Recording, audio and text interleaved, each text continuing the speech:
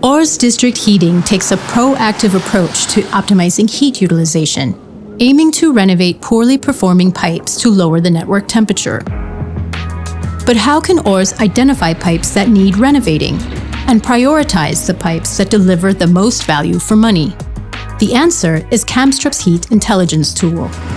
We caught up with Aars engineer Kasper Neve to hear all about it.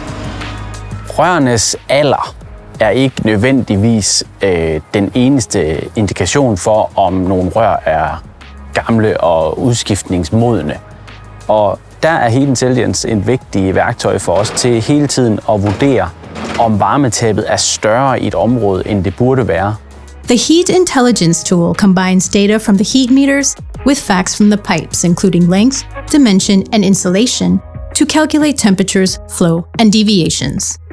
Basically, the tool pinpoints problem pipes and shows Aars where to place their renovation efforts. Jamen, Heat Intelligence hjælper med at reducere det årlige varmetab, og det at gå fra omkring 200 omløb ned til en 16-20 omløb, det gør en kæmpe forskel for netværket. Og det gør en meget stor forskel på returtemperaturen. Den temperatur, der kommer tilbage til vores varmeværk. Og dermed udleder vi mindre CO2, og vi forbruger færre ressourcer for at levere den samme vare. Heat Intelligence also helped Aars identify a network area that was performing particularly poorly, and the temperature delivered to customers was significantly lower than expected.